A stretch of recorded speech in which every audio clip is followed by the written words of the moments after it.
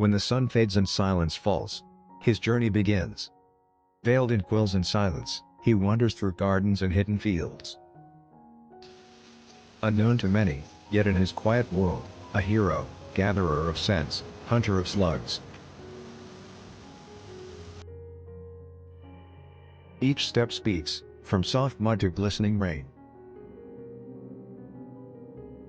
He travels little, yet each step holds mystery, seeking peace, not praise. When the sun fades and silence falls, his journey begins. The wanderer Hedgehog, a small traveler in a vast world.